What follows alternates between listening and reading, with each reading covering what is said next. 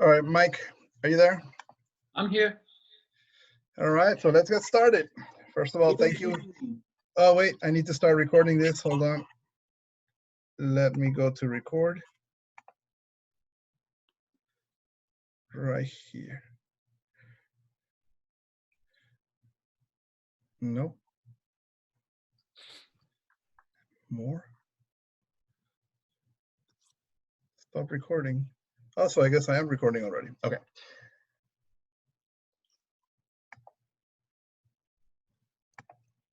All right, everybody, thank you so much for joining us today.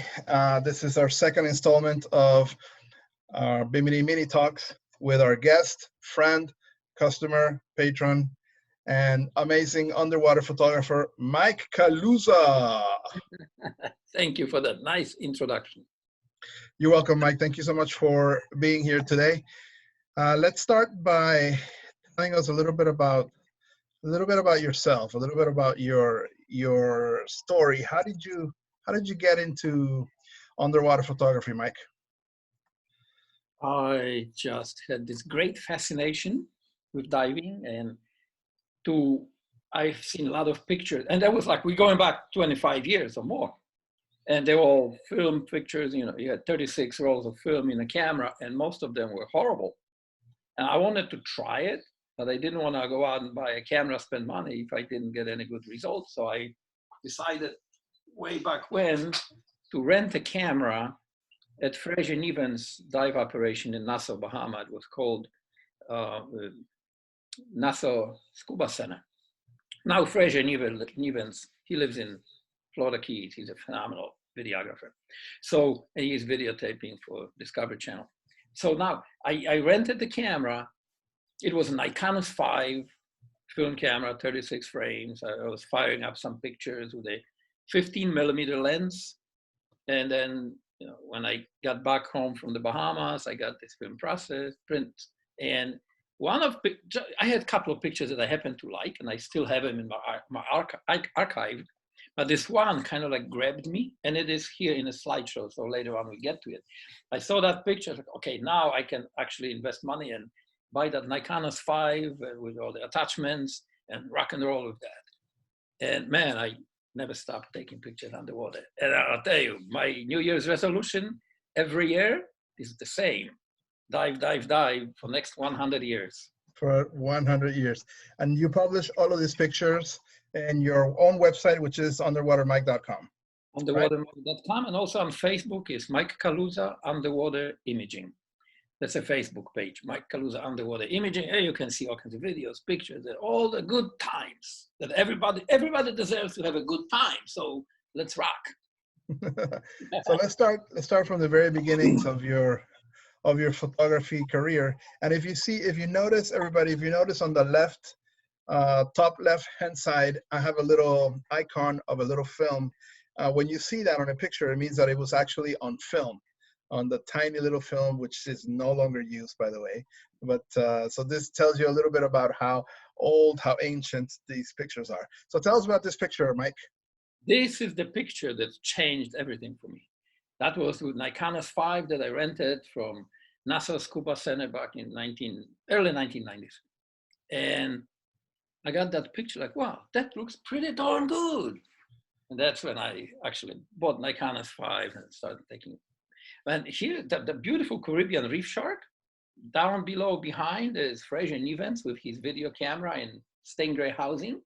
And to the right of that shark, there's a 15-year-old kid from Texas.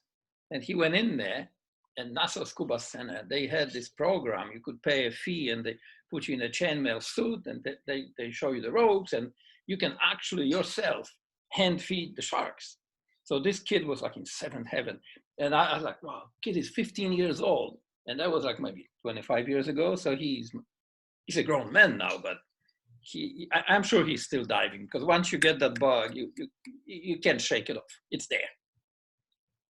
I see. So this was your very, very first, one of the very first photographers that you ever took, pictures that you ever took.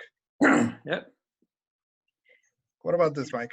This here, 3 years ago, I bought Nikon D500. I had other cameras for underwater, but I was never too pleased with them.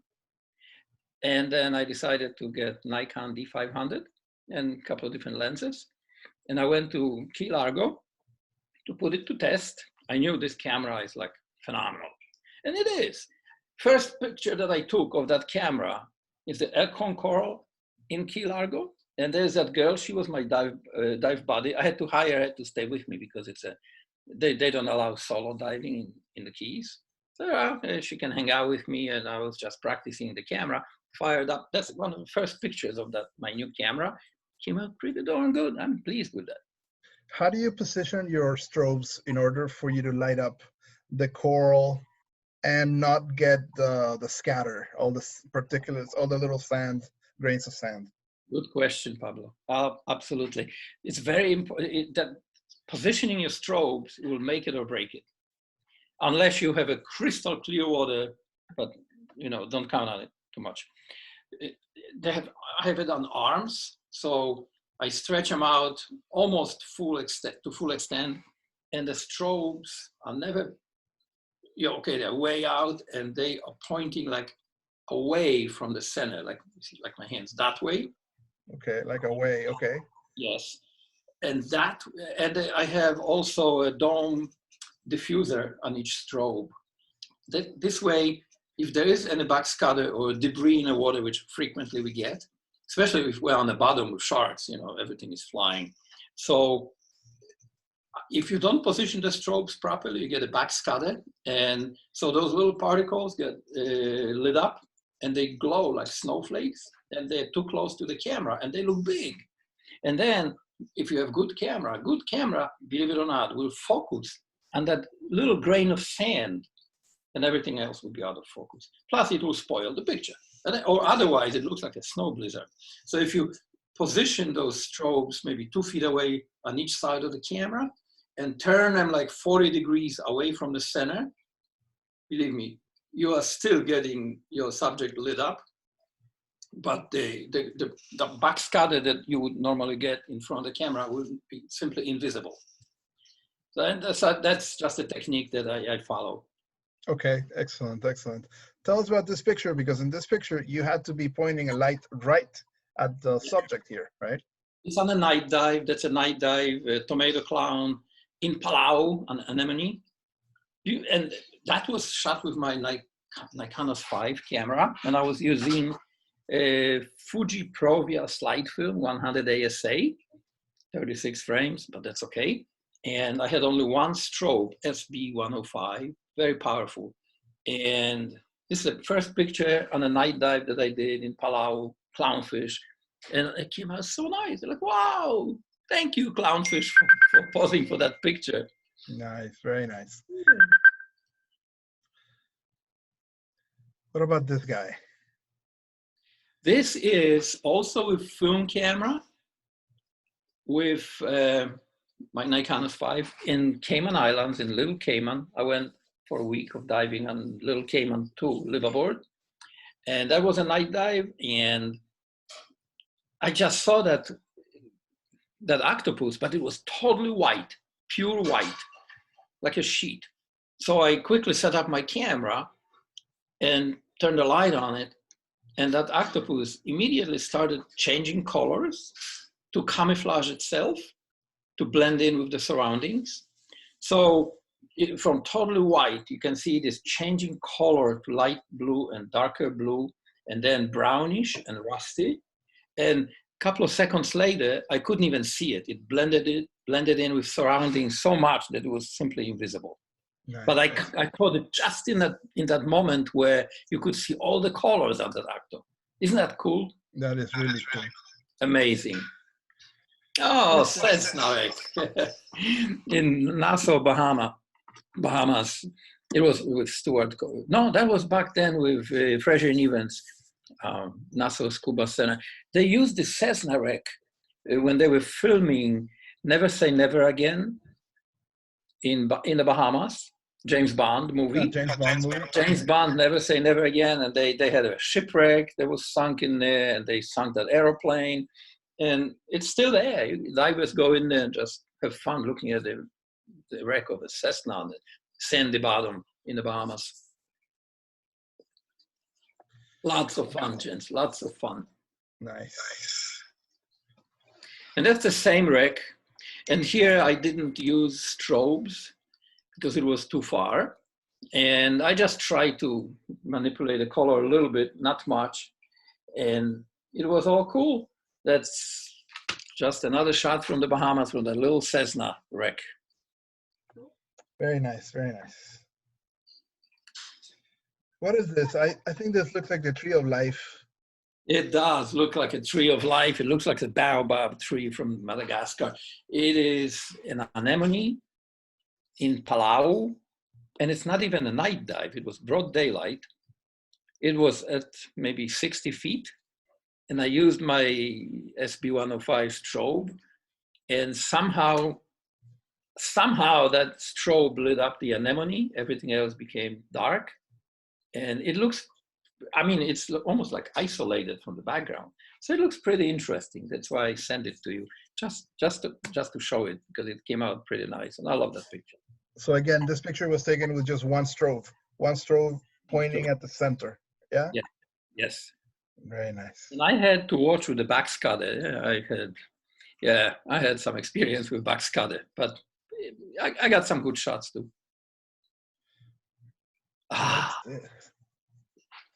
Pablo, I'm so proud of that picture, because this fish is here. Now when divers got more sophisticated cameras and quicker cameras, faster focusing, they sometimes get that. But this is a fish fight in Cayman Islands, but they do that. They kind of like open up their mouth wide in front of each other, and it lasts maybe 3 seconds, and that's it. So the divers used to put a mirror in front of that fish to instigate that fish to kind of do the fake fish fight. And they were photographing wide open mouth in front of the mirror, but that's fake. This here is the real deal. And back then, 20 odd years ago, I just happened to capture that real deal with my Nikon 5, and here it is. Very nice. So this is, again, this is with film. Yes, there was also with film, Fuji Provia 100 ASA, and actually Fuji film back then was 100% better than Kodak film for underwater photography. Kodak film couldn't deliver the blue of the ocean and everything. Couldn't. Fuji nailed it just right. Do you still have that camera? Yes. Do you still use it? No, because they don't sell film, but I have it in my museum of underwater photography. I just keep it in my Pelican case as a souvenir. And I'll have it for a very long time. I'll keep it, but it's just some little souvenir. And that's in Key Largo when I was practicing with camera, and that little swim through and a little fishy came out in front of the camera. I fired one shot and wow, cool beans. Came out all right.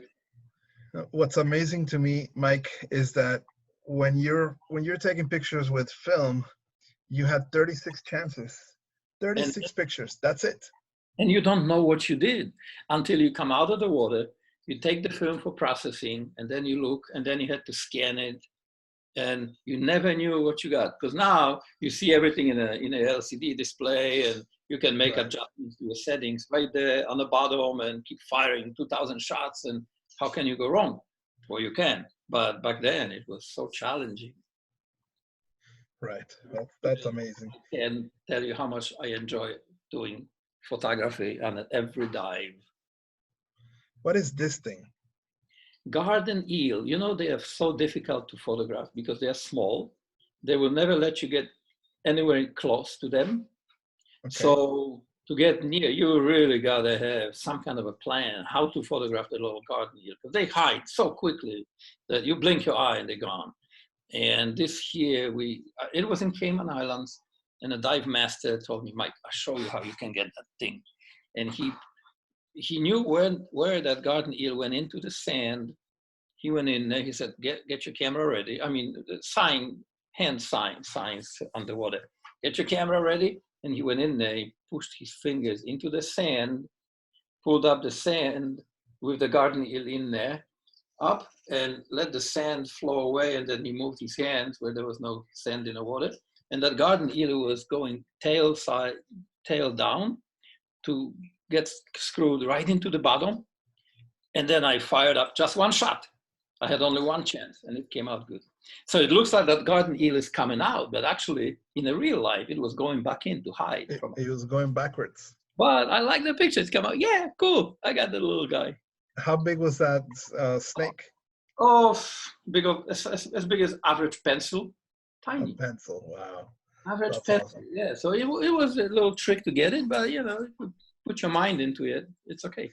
Now, Mike, did it ever happen that you took 36 pictures and you came up and nothing was good? None of the 36 pictures was good? Yes, and I'm ashamed to say that yes. And it was I screwed up so bad. I was diving in the South Pacific, in the island of Casaray, and the water was so clear that I'm telling you, you could see forever. And I was there photographing clownfish and anemones, 36 frames. And then coming out from the dive, I made my safety stop, 5 minutes, and it was a little bit boring. So I figured I'm gonna rewind the film. That was the biggest mistake I have done underwater with the camera. Because once I start rewinding the film in Nikon's 5, I unlocked the seal and I flooded the roll of film and it was all. You flooded? Oh, no. Camera. The camera was junk. I came back home, I had to order another body of that camera, Nikon's 5. It was like, so stupid of me, and I didn't know why. But later on, I figured, why did it happen? I went to manual, and it said you can use all the settings underwater, but you cannot rewind the film. Well, that's one line from that manual that I didn't read. Who reads those manuals anyway? I paid very bad price. I was very upset, but well, okay. I'll never make the mistake again. Yeah. Tell me about this picture, Mike. What is this thing? Oh God, it took me so much time and effort and air to get that shot. It was in Turks and Caicos. I was there on Peter Hughes as sea dancer for a week. I was on that liveaboard 3 times. And this was at the top of the wall. So the bottom here is at 60 feet, and then the wall was dropping off to the abyss. And I wanted to get that grouper, because I saw that grouper was kind of pacing the reef and stopping and pacing and stopping. I figured, I get that sucker, and I'll try to get closer, and I spooked him. So he moved elsewhere and stopped. And I'm looking at my gauges, like, no, I don't have that much air left. So if I don't get it now, then maybe I'll try another day. And at one point, towards the end of the dive, I was really getting low on air, I see that guy stopped, maybe 3-4 inches above the bottom, opened up wide, and this cleaner wrasse came in and go inside. You can see the inside of his belly button, and the cleaner wrasse on his lips, on his teeth, around the eyeballs, and they're cleaning him. And I approached this guy slowly with my camera, and he's not moving. And I started firing up the shots, one after another, and he's not moving. Said, holy camole. Hey, Mr. Grouper, thank you. And then on that liveaboard, they had a film processing lab back then, can you imagine? So you come out of the water, you give the film to the guy in the lab, and after dinner, you have your film ready, and they have viewing table for slides. And I'm looking, it's like, holy camole, I nailed it, I got it, can you imagine that? And now you see many divers photographing groupers being cleaned or sharks, because we have better cameras and more people doing photography. But back then, yeah, I think I was one of the first ones with a shot like that 20 years ago. That is an awesome picture. Thank you. And that was just passing by gray angelfish, and I quickly fired up the shot, and all the settings were proper on that Nikon's, and came out like a pretty nice picture from underwater. It could be a postcard if I want to send the postcard to some of my friends that are not diving. Say, look, wherever you are, I'm having a good time. Here's the picture. It is an awesome picture.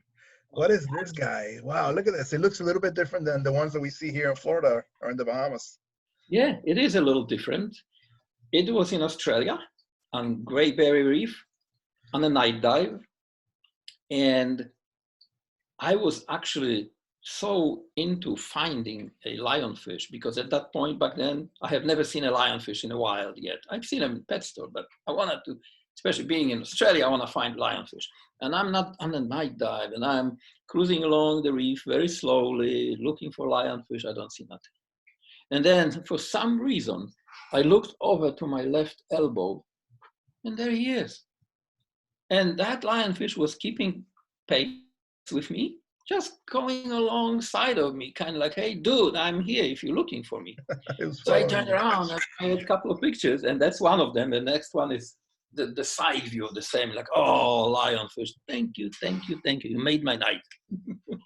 Now, how do you position the strobes at night? Is it differently at night than during the day, or is it the same? Oh, no.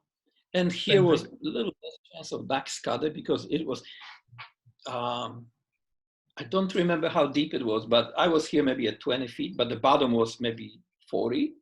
So, and the water was clear, ocean was calm.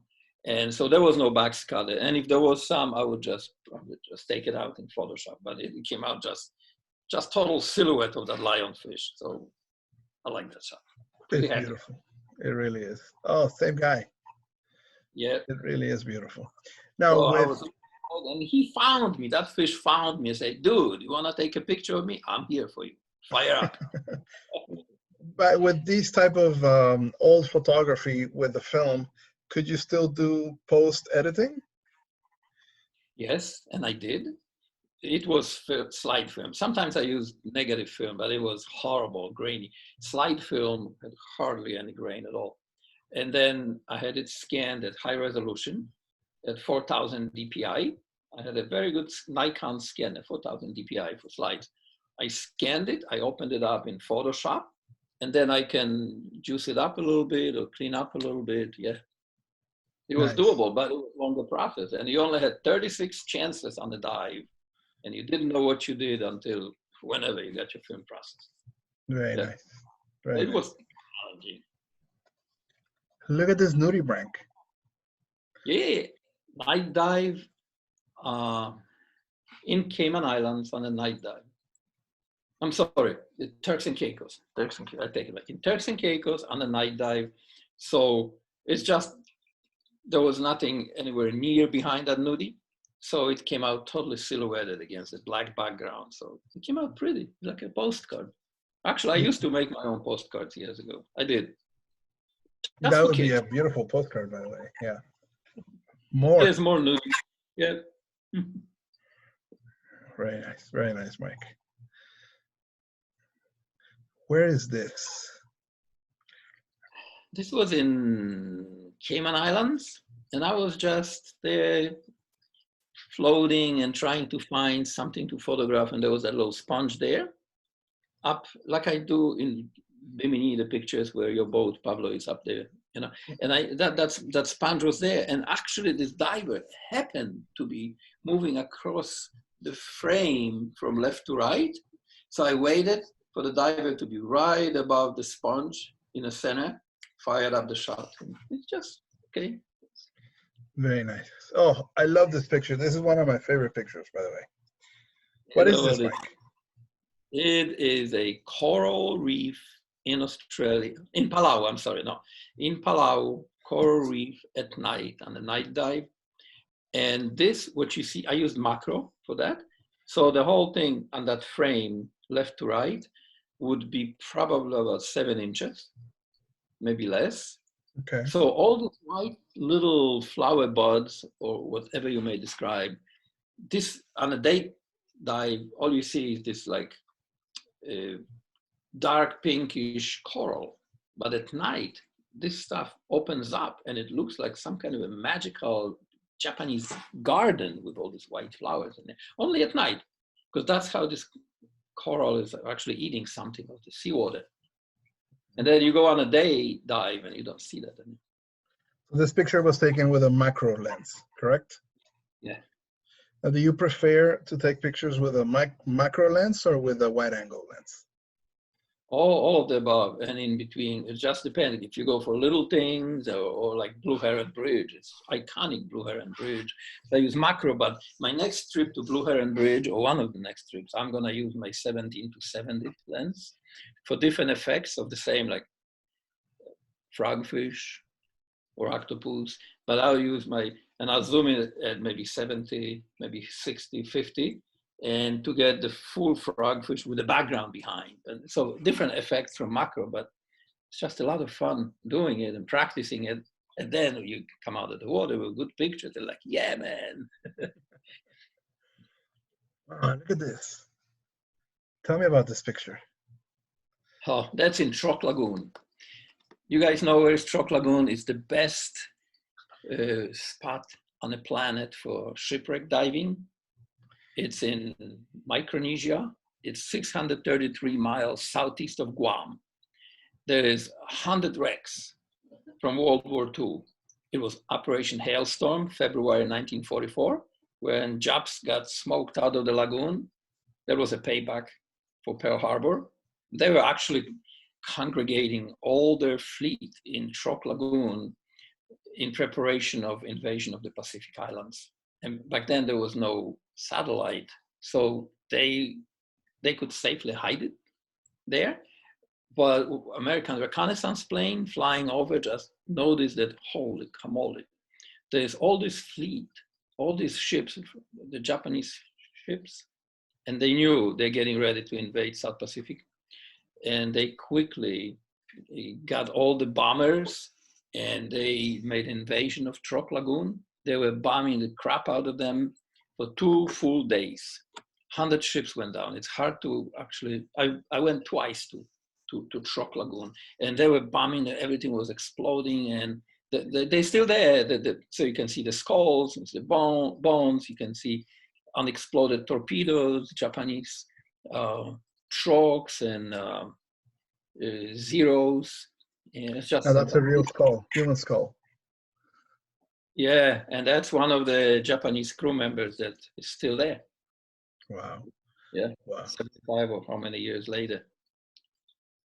Now we're into film, digital. Welcome to the world of digital photography. Now this one is digital. Yeah, and at that time I had Nikon Coolpix, little Nikon camera, 5 megapixel. And I had Aquatica housing. I never was great fan of Aquatica. I don't know why, it just was not good for me. And that was on Fraser Neven's NASA Scuba Center shark dive. And I was practicing, and color is a little different. Maybe it was me, maybe it was a combination of me and a film and a processor, a color processor in a camera. But that's one of my first digital pictures with that Nikon. Nice. I counted 12 sharks in that picture. Yeah. We had, and those, we had average of 3 dozen sharks with us. Almost, not always, but almost on every dive. Nice, very nice. We only had 3. Oh, that's deep. And it's here in Jupiter, on Randy Jordan's Emerald Charters. And there's Randy Jordan feeding a lemon shark at 90 feet, because that bottom is 90 feet over there. We were just sitting there in the back of SL Bonaire wreck to be shielded from the current, that's one of those shots. I used to go there quite a bit, but I decided to stick to diving like you guys, Pablo, because it's just the best. Is this also with Emerald? Yes, it was in midwater, probably at 60 feet. And there was this lemon shark cruising by, this girl. She was from Ecuador, actually, on that dive. I didn't know, but Randy says to me, Mike, this girl is from Ecuador. And she is. So I took that picture, and it's like, oh, pretty good. It's just that shooting deep pictures, deeper, 80 feet, 90 feet, and deeper. The blue is obviously, like you see, it's different blue. So sometimes if you want to open up the blue so it's not as dark blue, the next picture will show, then you just adjust your ISO, go up to maybe 600 ISO, 800 ISO, and then this blue it's much lighter, it's much eye-pleasing blue. But sometimes you want it that way to show that it is down there pretty deep. That's deep, right? Very nice. That's the one you see at 90 feet, but I pumped up ISO, and then the blue water is kind of not as dark anymore. It's just more pleasing to the eye. So it kind of looks like you're in Bimini. It looks like you're in 20 feet of water. Oh, Pablo, I got spoiled in Bimini. At 22 feet of water, beautiful visibility, sun is shining, hammerhead sharks are coming right at you. The pictures are, you can't go wrong. You shoot pictures in Bimini and they all come out phenomenal. So, like I was telling you, Pablo, it's you, it's all you, Mike. It's all you. For the next 100 years. What is this? Half and half at the Sapona shipwreck. Yeah, love that wreck, Sapona wreck, and there was a couple of snorkelers, and I was the only diver on that particular dive. And I wanted to do the split image here with the water level going through the middle of the frame. And that snorkeler is there at the very bottom. So here, basically, I'm showing how the wreck looks like. Half of the wreck is underwater, and the other half is above water. But if and you can see the snorkeler. So you have the proportion there and the perspective. You see that if that guy, say, if he's 6 feet long, so you see that there's only maybe 12, 15 feet of water from the bottom to the top. So it's not deep, and you can explore the wreck underwater. You can also poke around and see everything above water, but it's shallow, so you have unlimited bottom time. And it is a very interesting wreck, and there's plenty of marine life there. So for a picture at the Sapona shipwreck, you use natural light? Both. This here was just ambient light. And sometimes I use strobe also. But there's so much marine life around it. And inside it, I'm giving you a heads up, Pablo, I'll be going to see Sapona wreck and photograph many times. We look forward to having you. And we enjoyed having you every single time, Mike. Thank you so much. What is this? This looks like the bow of the ship? Yes, it's Sapona, and you see schooling fish in there. Here's the front of the wreck and looking up. And it looks like it's deep, but it's only like 12, 15 feet of water from the bottom to the top of the water. And plenty of fish around it. Like there's a lot of marine life around that wreck. A lot. Were you on your belly? Were you on your belly when you took this picture? Yeah, I had to lie down totally flat, and there was a little indent in the bottom. So I put the camera there, so it was slightly below the actual level of the bottom. So you could see that. Position it, fired up a couple of shots, and yay, bingo. That's a bomb crater, by the way. That little hole that you were in. Yeah. Oh yeah. Oh, yeah. That's usually there's a stingray that lives there too. Oh, I gotta find that stingray next time. This looks like a coral reef and a boat on top of it. That's boat of Bimini Undersea. Yep, and I think this was the 60-foot dive, maybe. I think so. I don't remember. Visibility was phenomenal on that dive. And I just positioned myself here to photograph that part of the reef so that I could see the boat right there and a little bit of clouds. So it kind of gives you, it's like a storyteller, this picture. You're diving on the reef, your boat is right there. So, and that's the beauty of diving in Bimini. You jump in the water and everything is under the boat. You don't have to do a lot of kicking. You don't have to swim very far. You just drop down and everything that you want to find is right there for you. And here's another picture, proving the same. Right under the boat, all the marine life, all the reef, all the sponges, it's all there, right under the boat, waiting for you to explore. Oh, Sapona wreck. And here's Mariela on the Sapona wreck. She was taking her pictures. And I just positioned myself here, clicked, and somehow to see the rays of sunlight going through the water, you can see like, it beautifies the picture because you see the white rays of sunlight just slicing through the water. That's a beautiful picture. I love that picture. And here too. Here it is again. It's still the Sapona shipwreck, and it's still Mariela as your model. Yeah, And you see the skin tones on her hands are very natural. I used the strobe here. So the foreground here shows a little bit more color with the strobe, and skin tones on her hands are very natural. And further behind, everything is turning bluish, and you see the rays of sun going through the water. So it gives you nice depth. Very nice. Aha. Another fish fight. Another fish fight that lasted maybe 2 seconds. And I just happened to, just pure luck, happened to be the camera was set up for something that actually gave me, the settings were just right for it. And this is not cropped picture, full frame. Wow. And they just did it for a couple of seconds. I fired up the shot and there we go, bingo. So I got a couple of times, I got really lucky with getting those pictures that I happened to be there at the right place at the right time, and the camera was doing for me what I expect that camera to do. Very nice. And this lionfish is in Bimini. That's yours, Pablo. Yeah, that one looks a little more familiar. That's your sandwich. So what? Everything is dark. Was this a deeper dive? It was deeper, and then with the strobe, and then I intentionally see the strobe was. I had different settings, so the coral reef around is not lit up with the strobe because I positioned the strobes differently.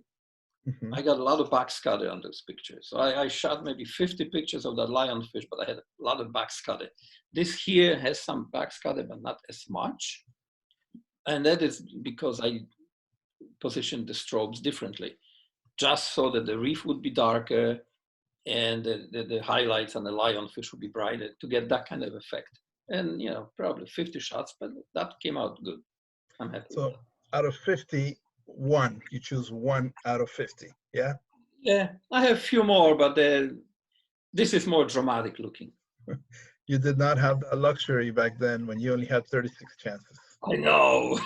And I didn't know what I did until later when the film was processed.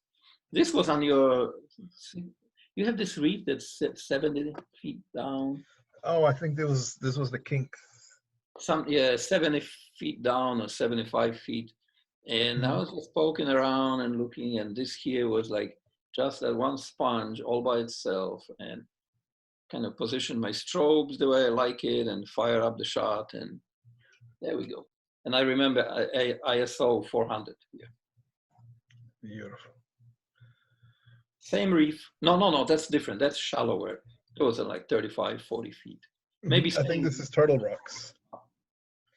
And that's nice because I see your boat there and see the divers just dropping down and coming down to explore the reef. And I was there, the first guy there, maybe second. And I positioned myself. I see, there's the boat. The guys are coming down. Let's fire a shot. Very nice. Very, very nice. Lots of fun. And another one just like the previous one.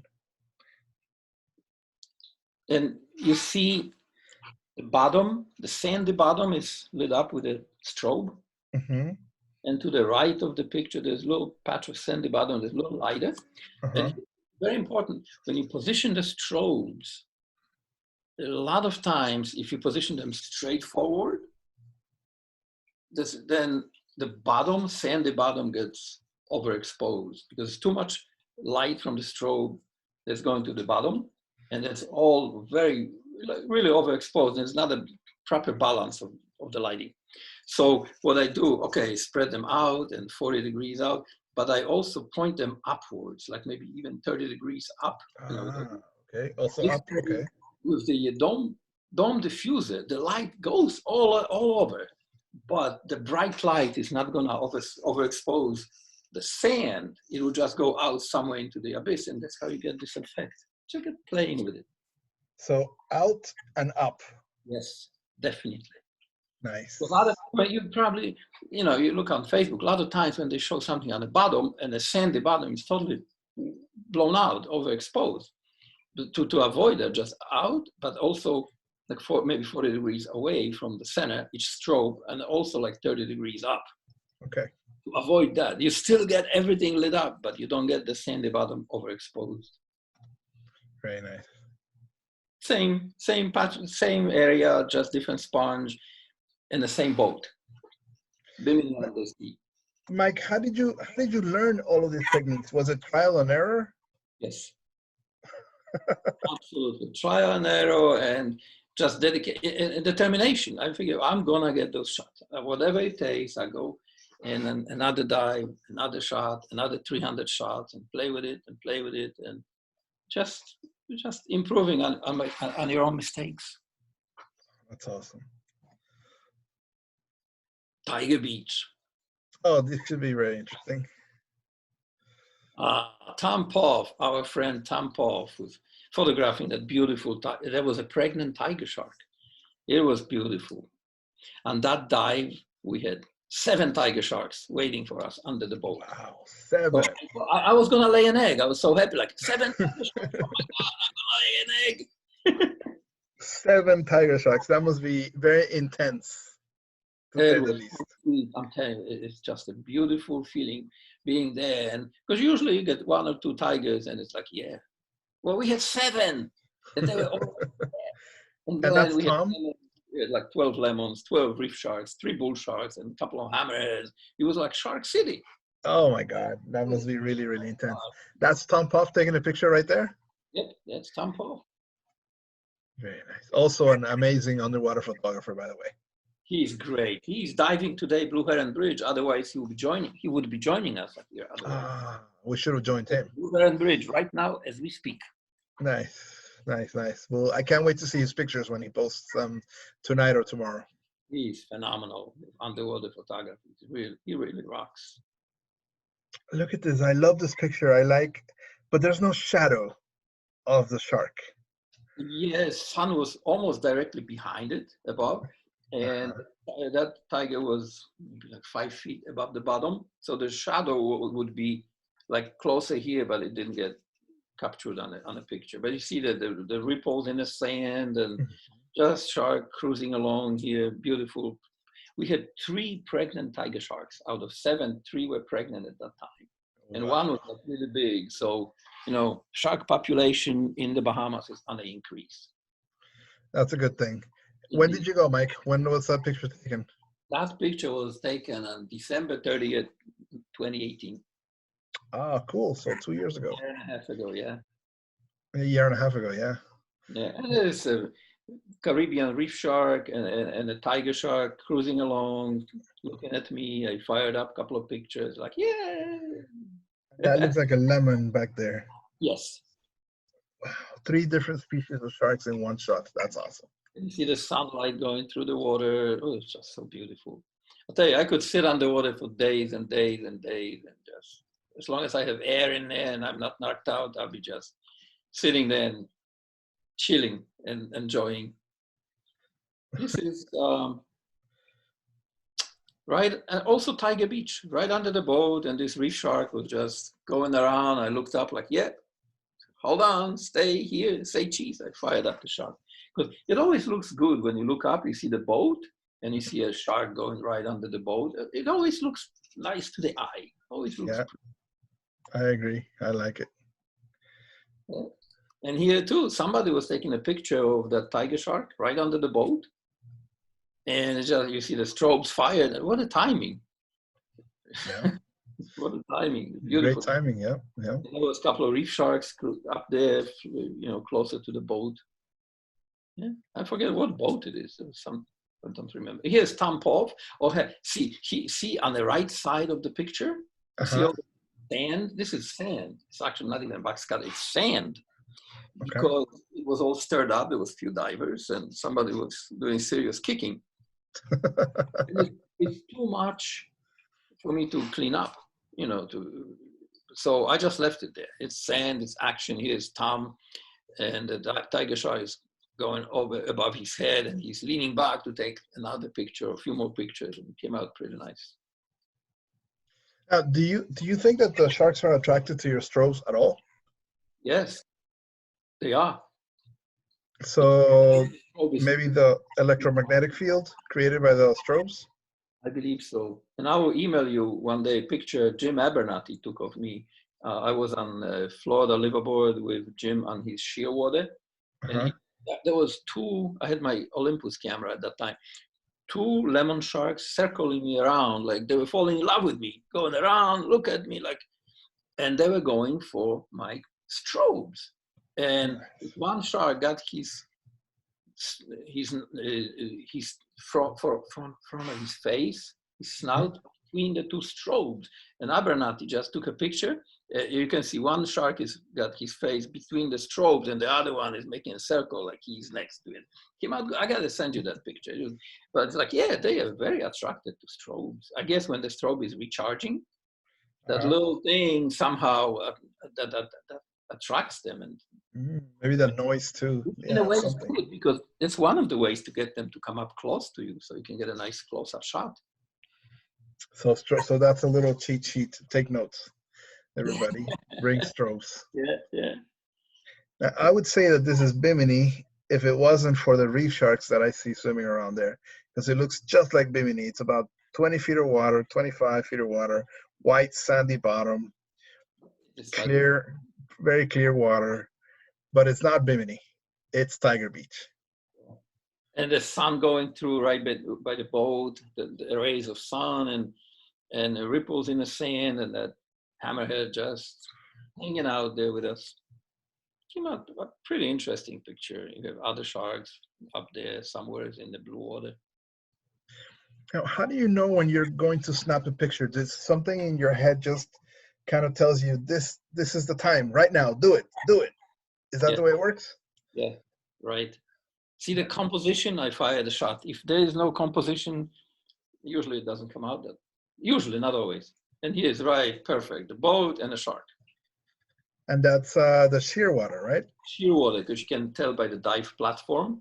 That's not sheer water, yeah. And that looks like a reef shark. Yeah. And another, I think it's a reef shark also underneath sheer water.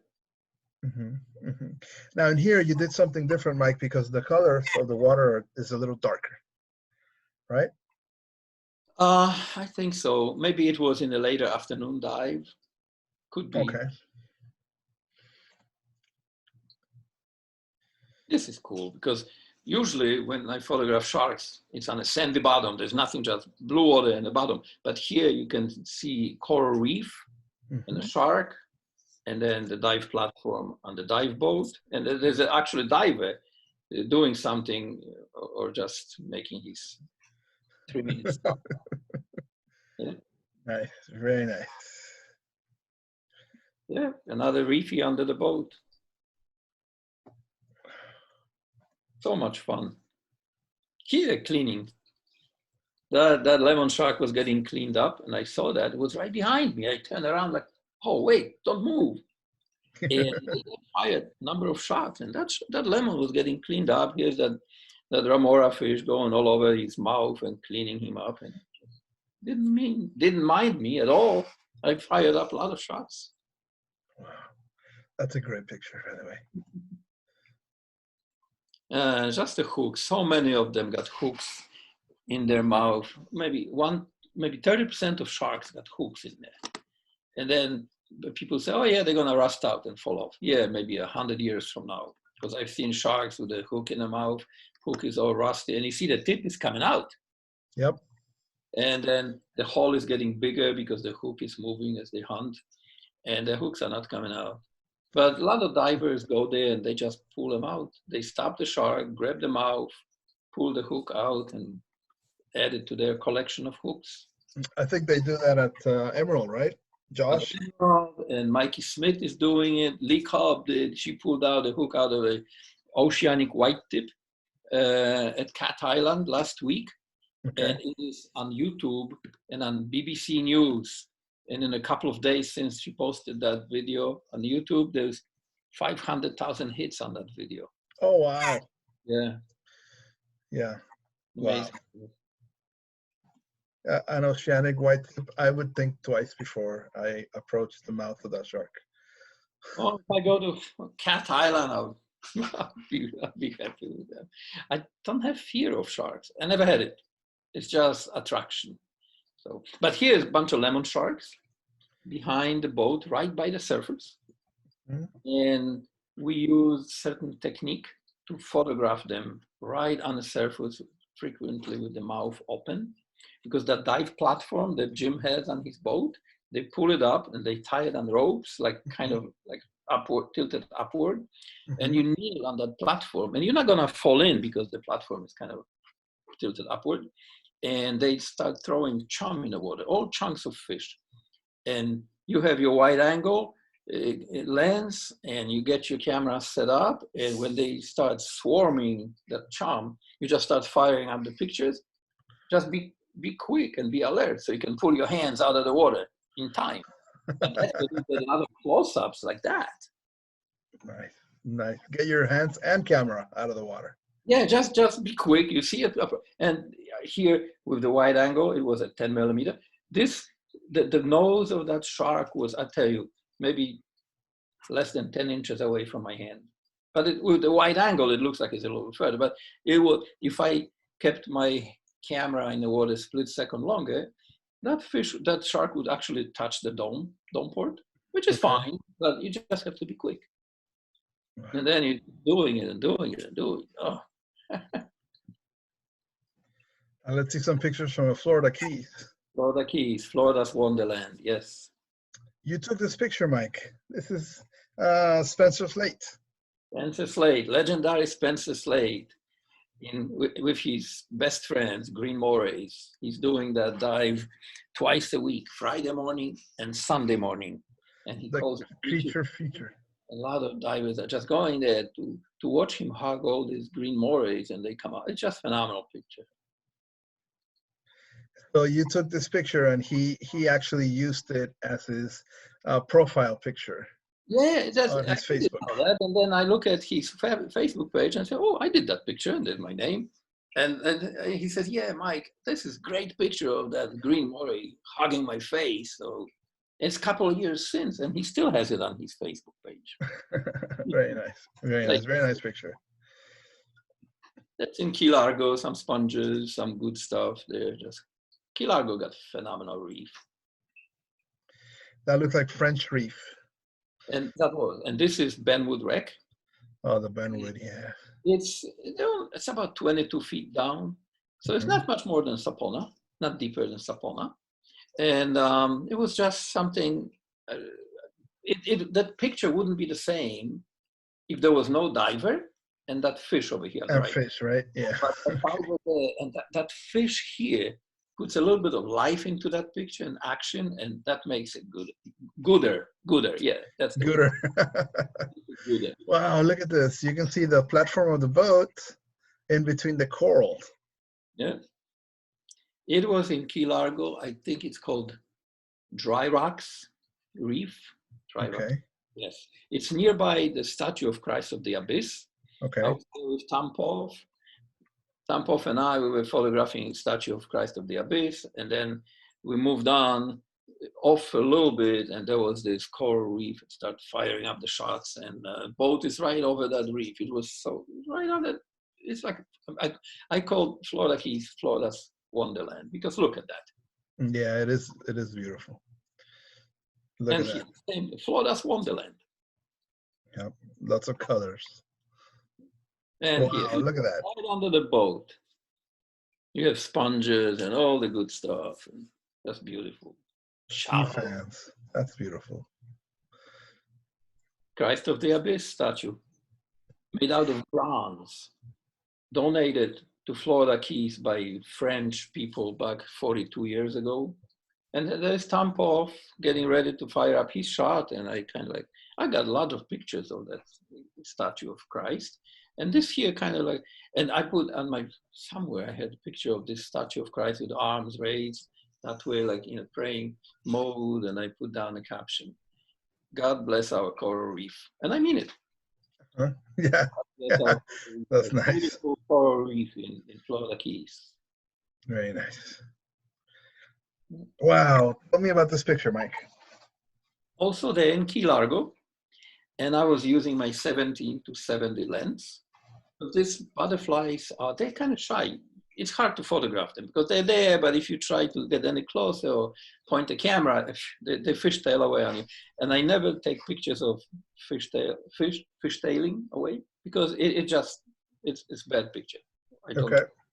So, and here I fired up a couple shots and nailed it with the 70mm lens. Got this beautiful butterfly right there. I had to crop it a little bit, but not much. And it came out sweet. Yeah, I'm pretty happy with that one. It is a beautiful picture. Ah, look at that face. This is a porcupine fish. Yeah, in Key Largo with Horizon Reef divers. And I was there also, Tom Puff and I, and that porcupine puffer was cruising along and I started following him. And he kind of got a little bit uneasy. So I slowed down and he went into that little cubby hole and disappeared. And then I'm there, figuring, see what happens. And he turned around and came up like that, stopped. I said, all right, you want to take a picture? Go for it. Shoot it now. And I did, like, yay. Look at those googie eyes. Nice, nice. Oh, look, let's look at some pictures from the Blue Heron Bridge. Yep. Wow, Mike, this is awesome. So this is macro, yeah? Macro, I'm using 60mm macro, and that little blenny is maybe like 3/4 of your pinky in size. Tiny, you know, tiny. Wow. They're tiny, but look at the hairdo on this guy. And he has more hair than I. That is a beautiful shot. Tiny and so pretty, you know here. And you see the iridescent eye, like blue reflection in the eye. There's something in there that glows like blue. Yeah. I want to find out because some of them have that blue glow in the eye, and some of them got green glow in the eye, like that one here, green. Yep. I don't know if that's a distinction between male and female, or younger, juvenile, or adult, or maybe different kind of a blenny. I have to somebody who knows more about it will probably educate me on that. Yeah, if somebody who's watching this knows the answer to that, let us know. Raise your hand and let us know why sometimes the eyes are blue and sometimes the eyes are green. Something that I've noticed and just don't know why. Now this is a night dive picture, right? Tell me yes. Day. It was during the day? Macro, day dive, but it was under the bridge by the pilings. It was a little darker. And with my strobe and f-stop was a little tighter, maybe f16, f22.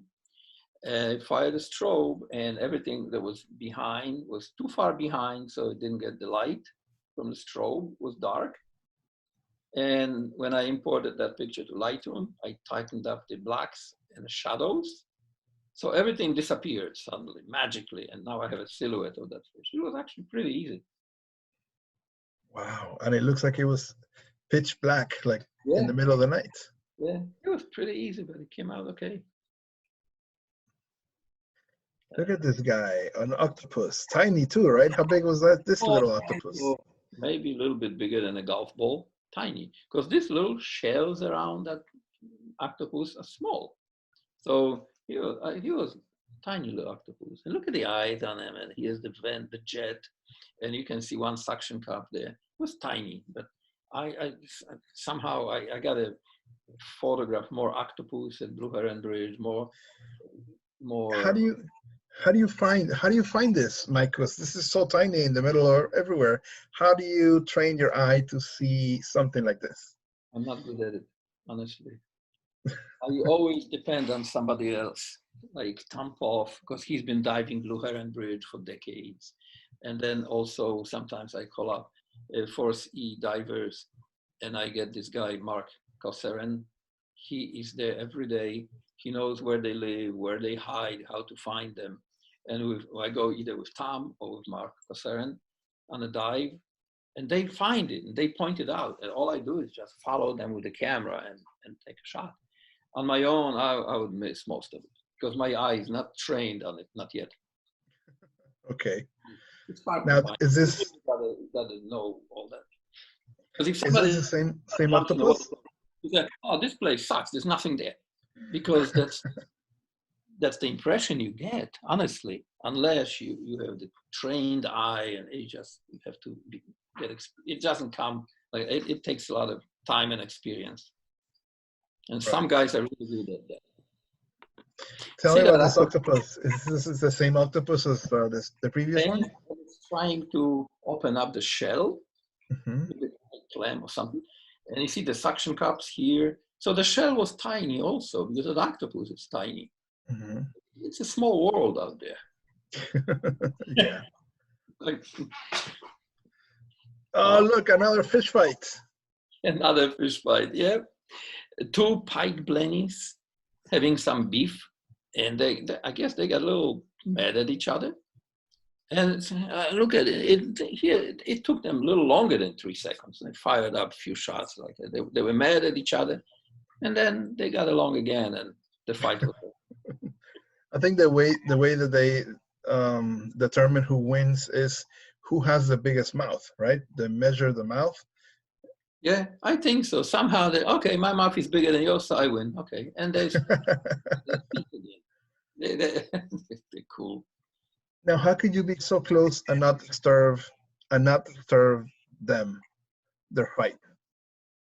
I don't know, just hover inches above the bottom, and you have to have a muck stick to go on a dive at Blue Heron Bridge. Hmm. So you don't push yourself from the bottom with your Hmm. hand. You try Hmm. not to use your fins because you're gonna stir up all the silt. But the muck stick is, like a little stick. You push it in a bottom and like push Hmm. yourself away from the bottom, and stay calm, stay cool, and then you watch what happens, and then things start happening when you kind of come down, mellow out, and let things happen on their own, and then they start accepting your presence, ignoring you, and they do their thing, including fighting. And this is that Blenny with the green in the eye, sitting inside the PVC pipe. All kinds of growth here on that PVC. But that's a PVC pipe, maybe half-inch. Yeah, Wow. this guy is so tiny, he fits comfortably in a half-inch pipe. And that's his little home in his little life. Yep, that's his home. And again, the eyes are green this time. Yeah, somebody got to tell me how, what's the deal with it? Green eyes or blue eyes? A little arrow crab with a blue claw. Did you know that at Blue Heron Bridge there's over 430 species of creatures living in there? Over 430 species of everything. That's a lot. Amazing. And yet, if you don't know what you're looking for, you will not see that. Right. I You mean, you won't can find see anything. maybe a Right. stingray or squid sometimes, but those little guys, if your eye is not trained on it, you miss everything. Here's mating. The crabs are mating here. It just happened to be documented. They were mating. So this is crab porn. Yeah. Two crabs are getting frisky. Very nice. I would never find it. Mark Kassaran found it. It's Okay. called decorator crab. That sucker is from one end to the other across from these arms is maybe 3 inches, maybe Wow. tiny. And this guy lives in those sponges at the bridge in the Foster Park, Phil Foster Park. And those Hmm. sponges are this kind of a dark or dirty pinkish color. And I think Hmm. he's just cutting those sponges and sticking on his shell for camouflage. And then I would never, Mark Coseran's pointing, and it's like, what are you pointing? And then I see this guy moved. I said, now you got it. Yeah, and I got several shots of that. Yellowhead jawfish. Tiny, tiny, lives in a little hole in the bottom. This is small. Look at the grains of sand. They look so big. Tiny. If you take a pen, that little jawfish is probably, like that. Yeah, honestly, very small. Very nice. Yellow head, it's nice, and yeah, just pretty little guy.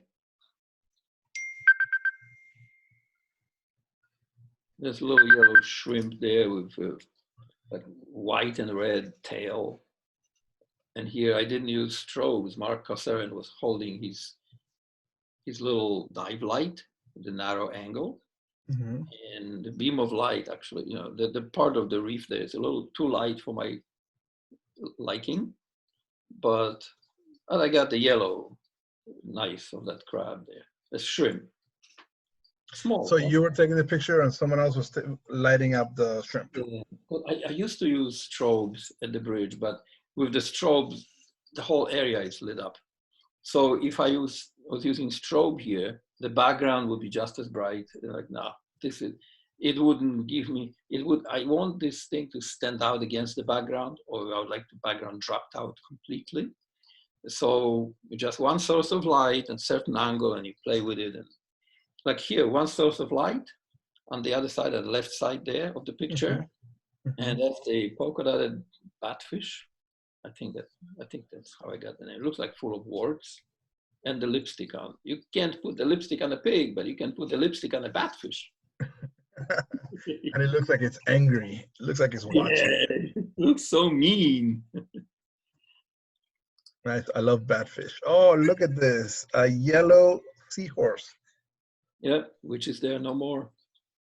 That was maybe 4 or 5 years ago that I photographed that yellow seahorse at the bridge by the pilings on the east side of the bridge. And it's gone. Nobody has seen him since. Either poachers, or we had the incident where the guys from Texas Aquarium or Texas, some kind of a college, came out and scooping out marine life from the bridge, and it was a big stink about it. And so right now we have those orangey looking seahorses, which are pretty, but the yellow stands out much better against the background. Yep, I agree. Oh, and last but not least, we have arrived to my favorite part of the presentation, the hammer time pictures. Hammer time, pictures on the sea, my favorite dive shot. Thank you, Mike. Tell me about this guy. You know something about nurse sharks? They bite. They bite. They bite. That's right. And you always say it 3 times to make sure it's something. So that's a beautiful, beautiful picture of this nurse shark. How did you catch this? What were you doing? It came at me. I was just minding my own business, holding onto my camera, looking around to see what to photograph next on a hammerhead dive with you guys. And this guy suddenly came straight at me and stopped on the bottom. I'm telling you, his nose could be no more than maybe 5-6 inches away from the dome port.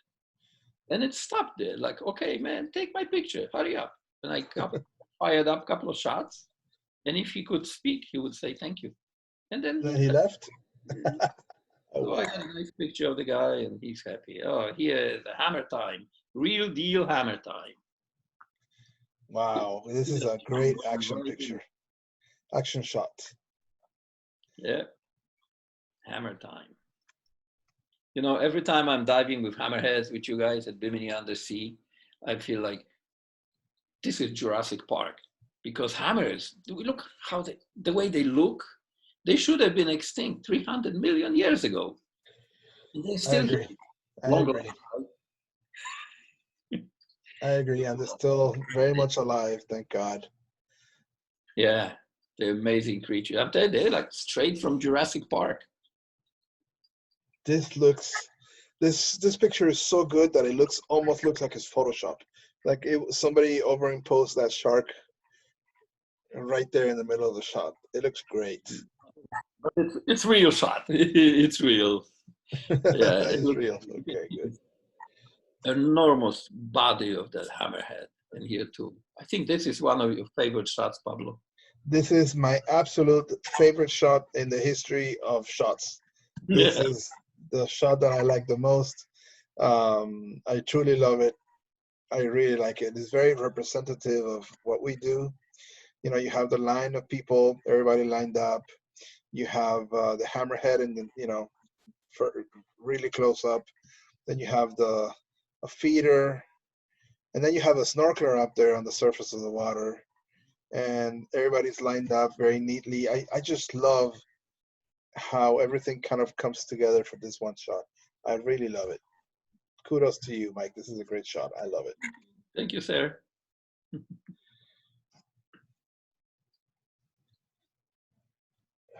at this. Is that Tom Poff again? It's Tom Poff, and would you believe this is one of my first pictures while diving with you guys at Bimini Undersea. my first trip with you guys in Bimini, right under the boat, there's Tom, and then Hammerhead made a big U-turn in front of me, and go in there to see what's Tom doing with his camera, and I'm here documenting that. It came out pretty good composition. Yeah, it is. It's very nice. Tell me about this picture, Mike. Pablo, you guys are sitting on top of the world, really, because Bimini is the best place in the whole world for diving with hammerhead sharks. This lady here, she is from Sydney, Australia. And she came to Bimini to dive with hammerheads and photograph them, because she told me she was diving Cocos Islands, Costa Rica. She's been diving Galapagos. It's all in currents deep where you have schooling hammerheads 100 feet above your head, way up there. So when you see them and you photograph them, you have silhouettes of hammerheads, like blue against blue. It's like, what the hell is that? Here you come out, you have sandy bottom, you have beautiful sunlight, shallow dive, no current, hammerheads coming right at you, so you can take phenomenal pictures. She told me, there's no better place. She said, I came here all the way from Australia just for that. So Pablo, you have the best location in the world for your hammer time. We really do. And then when you come with us, we have the best photographer in the world. You stuck with me, Pablo, because you stuck with me, because I'll be coming down, dive with you guys until you get tired of me. But that's gonna happen for the next 100 years. I promise you that. 100 years. Okay, good. Tell me about this picture, Mike. How did you get so close? Just luck. And I zoomed in a little. Well, not zoomed in. I zoomed in a little bit. When I cropped it a little bit. To focus on the action, on a feeder and a hammerhead here with the mouth wide open. The chum is going in. Mm-hmm. And timing was perfect, because if that hand of the feeder was covering part of the hammer, mm-hmm. it would probably be not as good as it is now. Right. I cropped it a little bit, and like, yay. And that's a main picture on my Facebook page, Mike Kaluza Underwater Imaging. Yep. That's the main picture at the top of the page. This is close. Oh, and look at this. The hammerhead shark has an entire fish in its mouth. Yeah, you see the tail, you see the head, yeah. And I had to lie down flat on the bottom, right on a stand, and I wasn't quite sure what I didn't see in a viewfinder what I was photographing. I just pointed the camera upwards, and that hammer was going inches above the bottom. I'll tell you, that hammer was his belly was rubbing against my hood. And I'm firing shots. I had the camera set for 10 continuous, and I was firing up shots, and yeah, nailed the baby with a fish in the mouth. Very nice. Wow. I know you like that picture. I really love it. Yeah. It's also one of my favorite pictures. Close to the bottom, only inches from the bottom, because the shadow is so close to the shark, and it was just heading straight at me, and like, yay. A lot of fun. When you go to Bimini, do you use lights? Yes, I use lights, but the way I have it set up, I shoot at very low power, the strobes. Mm-hmm. So and I have it set for 5 or 10 continuous shots. So as long as I hold the shutter release, it will fire 5 shots or 10 shots. And the first one will have the strobe, the full power of the way I set it up, but it's usually like 1/8 of the power. And then the second will be less, because it's not enough time to recharge. Okay. The third and fourth shot will be with just ambient light, because the strobe didn't recharge yet. And then the following will. So this way I have pictures to choose from with really different lights. Strobe or less, or just ambient light, and then I see which one came back best. So just practicing, and Mariela and her bodyguards. 2 nurse sharks. Yeah. It looks like they were guarding her. Okay, don't mess with this girl. We're here guarding her. Yeah, that's her private bodyguards. That's right. And here's Pumpkin's head bodyguard. Look, there's Pumpkinhead. Oh, I think he fell asleep. Are you still there, Christian? No, Yeah. he fell asleep. But yeah, Christian, that's Christian Torres right there feeding the and he nurse sharks, I guess. his bodyguard. Wow, I love this picture. That's that, I tell you, that brings me back to do hammer time with you guys all the time. That action there with hammers and divers, color of the water and shallow dive and the visibility, like best in the world. I kid you not. Yeah, That's what I I say. You guys agree. are sitting on top of the world there.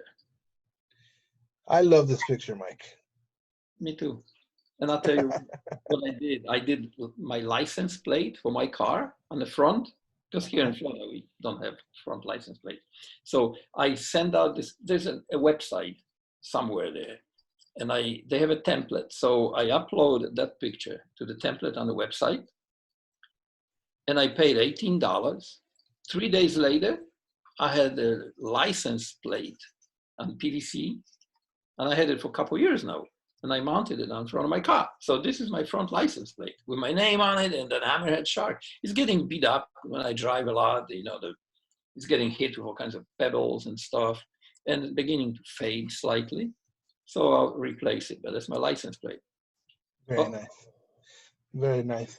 Oh, So we have reached the end of the presentation. What I want to do now is I want to hold a question and answer session for everybody who has any questions for you, Mike. Anyone who's maybe getting into photography for the first time, they're trying to figure out which camera to buy. What would you recommend to that? But hold on a second. Let me go ahead and see if there's any questions on the chat. There are no questions yet on the chat. So if anybody watching has any questions, you can ask here on the chat. Ricardo, did you have a question? Or how about if we do that? You can just raise your hand, kind of raise your hand like Ricardo did. And then there you go, just like that. And then I will unmute you. And then you can ask the question directly to Mike Kaluza. All right, so we'll do that. So we'll start with Ricardo. And Ricardo, you are now unmuted. Go ahead. Thank you. Hello, guys. How are you? Ricardo, This is actually not a question. This is a comment of what we were asking yesterday about the colors in the eyes of the fish. And this is I did a little research about this, and this is a layer of cells, right behind the retina. on that little blenny. The tapetum lucidum. And this layer of cells reflect the light, the photons, it reflects it back to the retina. So the light that didn't get caught on the way in, it's like reflected back. That way the fish can see better or can see in the dark. So, and basically these cells are present in a lot of animals that can see in the dark. Like if you shine your light, cat, for example, or spiders, if you put your flashlight on the side of your eyes and look at the grass, you will see the eyes of the spiders. So that's what causes them to see in the dark, and that's what causes this reflection. And why sometimes green, why sometimes blue? I couldn't find a direct answer to that, but my theory is that depending on how the light is reflecting, just like a rainbow, you know, like the light is like reflected in different angles and creates a different colors. So I think depending on the angle that you shine your light at it, that could be the color, or the depth, you know, how the depth kills some colors and others are more visible. So I think that's my theory. And this layer of these cells is made of guanine. Made of what? Guanine. Okay. Yeah. Very interesting. That was my comment. Thank you. Thank you, Ricardo. You are now officially muted now. Now we have a question here. Somebody asked a question on the chat. It says, what would be a good camera setup for beginners without spending a lot of money? What would you say about that, Mike? I see a lot of guys using lower end cameras, and sometimes you get good results, but I see a lot of them are using Canon, little small Canon camera. They have very good color sensor. They're not expensive, couple $100, and you get a housing, but you can get the best place to contact for that would be Reef Photo and Video in Fort Lauderdale. Okay. Those guys will give you the best answer. And I mean it, because many other camera stores that do sell underwater equipment, underwater cameras, they're theorizing on their, or they're book smart. But the guys at Reef Photo, they are actual divers, and they dive and they use the equipment, so they have first-hand information. And actually, when you call them on a weekend or after hours, the outgoing message says, well, you know, the store hours are from 10 a.m. to 6 p.m., Monday through Saturday. On Sunday, we're diving, and I love it. On Sunday, we're diving. But they do have hands-on experience, and they can advise you the best for the lenses, for housings, for cameras, and they're not making it up. First-hand experience. So that would be the place to talk to. And then it can, for a few $100, you all set with pretty good camera. And then shooting raw format, always raw, RAW. Don't shoot, because you're not gonna be able to bring up the color. And then the rest you do in Lightroom or Photoshop. I have both. But then you have to invest $100 and get Lightroom for your computer, so you can do post-edit. Okay, here's another question, Mike. When you dive in Bimini and take pictures of the hammerheads with a GoPro, do you need a red filter or not? Yes, always. Please, always. If you don't use red, photographs or video. Okay, for video, you always need red filter. But you got to be careful, because there are a number of different there are red filters for salt water and the red filters for fresh water. You got to make sure it's for salt water. And they have 3 different densities of the red. So one is from like 10 to 25 feet. Another one is 25 to 50 feet. Okay. And the other one is 50 and deeper. For Bimini, you need the lightest one, from 10 to 20 feet. I think that, yeah, 10 feet. Because that would give you a beautiful touch of blue and red colors. So the skin tones come out perfect. The ocean blue comes out perfect, and the sand gives you nice sandy color. You use that red filter. You know, as long as you're not like 3 feet under the boat, because then everything is gonna look reddish and it's not gonna be cool. Okay. When you get to the bottom, you can take pictures and videos with that red filter, 10 feet to 25 feet. And I guarantee you're gonna have phenomenal results. You're gonna come out like a hero from the dive. You're gonna show your buddies your picture. They're all gonna be like, wow, good job, man. Awesome. GoPro is a phenomenal camera for that. They're not that expensive, and now they come already with housing. They're ready. So you buy a GoPro, you already take it underwater all the way up to, like, I believe 150 feet. Even without a housing. Yeah, because it's all together. It's all enclosed, yeah. GoPro is phenomenal. Does anybody else have any questions? Any other questions? Yes, Eduardo is raising his hand, so you're now unmuted. Go ahead, Eduardo. So I have a question, Mike. One of my favorite, I have to say my 2 favorite photos are both of solo sharks. There is one of a solo shark. The very last one, I think, is a solo hammerhead, and I love that picture. The one you put on your license plate, that is a fantastic picture, in my opinion. Yeah. There's another one that's a similar picture that I think it's in Tiger Beach, and it's a solo shark. The question is, the sun is on the other side of the picture, coming from the picture. How do you manage so the sun against the camera doesn't affect the picture? Because usually, if you would take a picture like that out of the water, that would be a mess. Oh, it's overexposed. How do you manage that underwater? Yeah, well, underwater, the sunlight kind of is everywhere. It's bouncing around, bouncing off all this through the water. So yes, it's into the sun, but it's not as dark on the back of the shark. It's not as dark as it would be in the air here in the dry land. But also I always use strobes, but only at low settings, like maybe quarter power, maybe 1/8 of a power.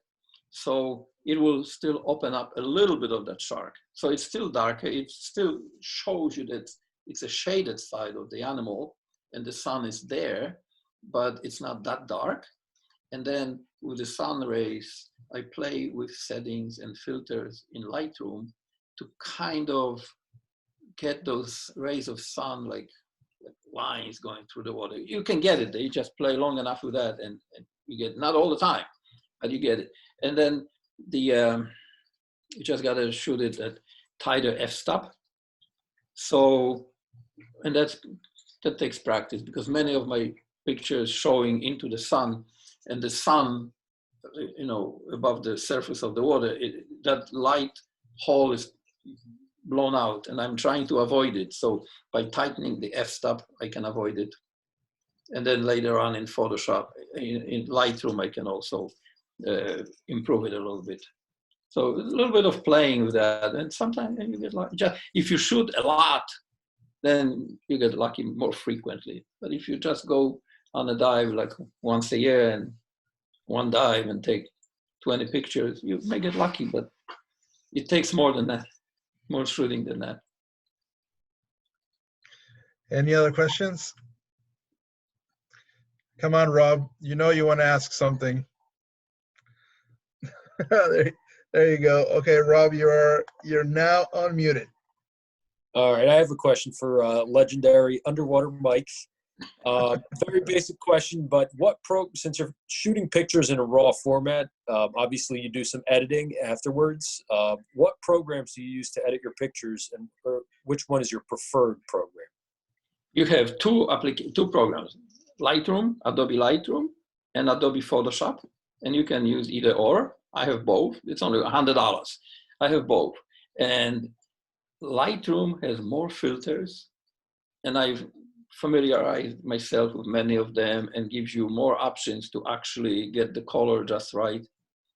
But sometimes I think I got it, and then I get tired of playing, and I got it, and it looks close. And then I bring that, save it as a JPEG, because once you open it up in RAW, then you do your thing and save it as JPEG. And then I open up in Photoshop, and all of a sudden I find a filter that will give me this additional little touch of color. Like, yay, nailed it. Now, Eduardo, this guy that is talking to me right now, on the wall behind him, there's a picture of 20 years ago of me on a shark dive, because that's in my house, and he's my son. And Okay. scuba dive. I was thinking, hey, this is very, very lucky having two Kaluzas in the same chat. That's amazing. Future scuba diver in a near distant future. I don't know how distant or near, but hopefully near. Good. Hopefully we'll have you in Bimini, Rob. We have to bring him to Bimini and Yeah, anytime. Yep. Anytime. do some diving. So Yeah. start making plans. Come on down. I Enjoy. just went ahead. Enjoy. I'm just gonna go ahead and unmute everybody here, because there's only 7 of us, and we're gonna wrap this up right now.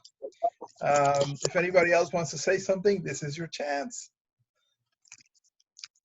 Rick's Just want to iPad. say thank you. I want to say thank you, first of all, to Pablo and Mike for putting this presentation together. It's been very informative and a lot of fun. So really thank you, both of you guys, for the time and the effort you guys put on it. And I want to thank the rest of you for your participation, for your time, for being here. I hope you enjoyed. Thank you, Christian. Thank you, Rick. Thank you, Ricardo, for the help, for the feedback. Thank you, Rob, for keep pushing your dad to come diving with us. Keep him healthy. And now it's got to be the other way around. Now we need Rob to come and dive with us. Yes, Of course. Bobby, get ready. He's my son. He should be diving. But can I chime in with something? Eduardo, I got to congratulate you on phenomenal dive operation. Phenomenal location, the best in the world. And your crew, everybody there is just, it clicks for me, because I love that place. Thank you so much, Mike. Thank you so much. And we love you, Mike. Mike, Phenomenal. Great. there's also, now that this is becoming like a family chat, there's also my sister and my in-law. Oh, Oh, that's Rick's nice to meet you iPad. guys. Right here from Miami, then. Oh, Yes. really? Oh, cool. Nice to meet you. BIMINI from here. Yeah, you Nice. can Well, see thank it, you right? for joining us. Nice meeting everybody. And hope to have you. Next time we all get together in Bimini. Yeah. Why not? Yes. Amazing pictures. For some of Wonderful. these. Look, Mike. Send those, Ricardo. Send those Salud. calics. Hey guys. Salud, salud. And Christian, this is the time to show your dog, I guess. Here's mine. So, I got mine too here.